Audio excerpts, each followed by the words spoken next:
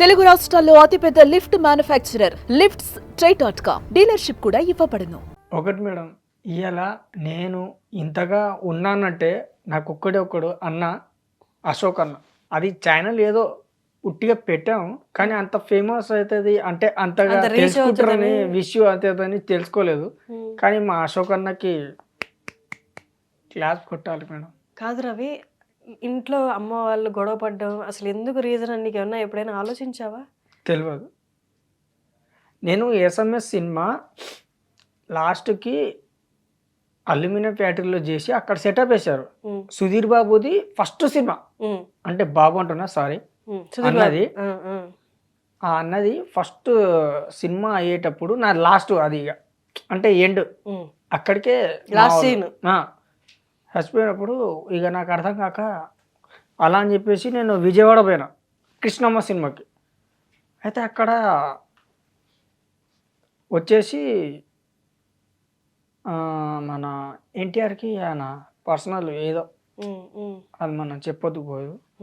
అయితే పర్సనల్, అరే నువ్వు నాకు తెలుసు, నువ్వు నా సినిమాలో అదే అంటే క్యారెక్టర్ చేయాలి అన్నాడు. నువ్వు చెయ్యాలి అంటే సరే అన్న. సరే అని చెప్పేసి చేశా. చిన్న బిట్ అది, ఏదో చాయిస్ అంతే. నేను అప్పటికీ ఆనందం తీసుకున్నా. అంటే ఆ థియేటర్లో చాలా సంవత్సరాల తర్వాత థియేటర్లో చూశారని ఆయన బో అనుకున్నా, చాలే అనుకున్నా. కానీ దాని తర్వాత ఈ నేను పెట్టింది అంటే మా అన్న పెట్టింది, అశోక్ అన్న పెట్టింది ఇంత వైరల్ అవుతుంది అని చెప్పి నేను అనుకోలేదు. ఇప్పుడు నీ వయసు ఎంత రవి? నాకుంటే 28. అమ్మ లాస్ట్గా ఏమైనా చెప్పిన మాటలు గుర్తున్నాయా నీకు? గుర్తుంది. ఏమన్నారు? ఒంటరిగా ఉన్నప్పుడు ఎవరికైనా తోడు తీసుకో అన్నారు. ఆ తోడు తీసుకున్నా నేను, అదే అశోక్ అన్న. అమ్మ నువ్వు ఒంటరిగా ఉండాల్సి వస్తుందని ఎందుకు చెప్పింది? ఒంటరిగా ఉండొద్దు అన్నది. ఒంటరిగా అంటే అప్పటికి అమ్మ డిసైడ్ అయ్యిందా ఆ పని చేసుకోబోతున్నట్టు? నువ్వు ఒంటరిగా ఉండాల్సిన పరిస్థితులు వస్తాయని అమ్మ ఎందుకు అనుకుంది? అది నాకు తెలియదు. అంటే అప్పుడు నేను చిన్నోడినే, 15 ఏళ్ళు. ఎప్పుడు మాత్రం ఒంటరిగా ఉండకరా అన్నది. ఇంకోటి ఏంటంటే అప్పుల బాధలు ఏమైనా ఉన్నాయా అప్పుడు? అవన్నీ చెప్పుకుంటే ఇక గుర్రాలు ఉరికినట్టు మనం కూడా ఉరకాలి. అప్పులు ఏం లేవు. ఇప్పుడు మీరు చెప్పినట్టు ఇంతమంది ఉన్నారు చైల్డ్ ఆర్టిస్టులు, వాళ్ళు ఉన్నోళ్ళు వాళ్ళకి సపోర్టు బ్యాక్గ్రౌండ్ ఉన్నది, కానీ నాకు లేరు. ఇప్పుడు నీ గురించి వాళ్ళు అలా అయ్యారు మరి వాళ్ళు అవ్వడానికి కారణం ఏంటి అంటున్నా? సపోర్ట్ అన్నావు, ఏం సపోర్ట్? ఆర్థిక పరిస్థితి అంటే అప్పులు లేవన్నావు, సపోర్ట్ అన్నావు. వాళ్ళకి ఎలాంటి సపోర్ట్ కావాలి? నాన్న ఏం చేసేవాళ్ళు? మా నాన్న ఓపెన్గా చెప్పనా నిజంగా చెప్పనా? నిజమే చెప్పు. ఇప్పుడు వాళ్ళు లేరు కదా, నిజమే చెప్పు. సారా మెట్టడు మా అయ్య హైదరాబాద్లో. పుష్పగల్లి అంటే ఎవడైనా చెప్తాడు. ఎస్ఆర్నగర్లో సారా మెట్టడు. సారా అమ్మేసి సారా తాగి పోయిండు.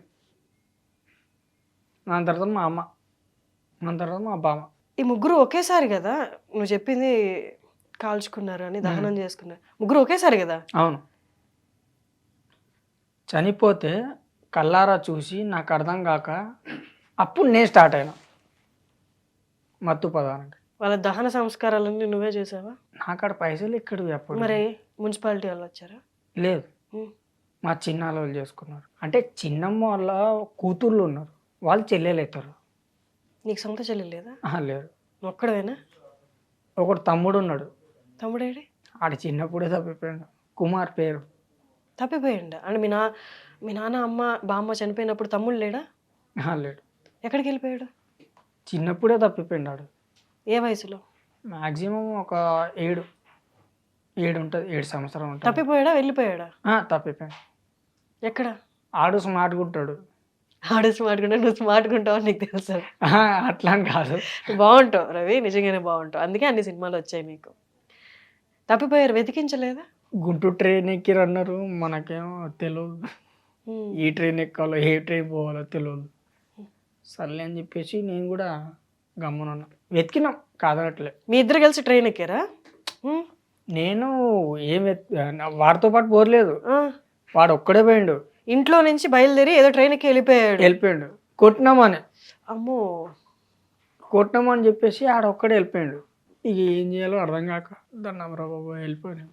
సుమన్ టీవీలో మీ పర్సనల్ అండ్ బిజినెస్ ప్రమోషన్స్ కోసం కింది నెంబర్కి కాంటాక్ట్ చేయండి.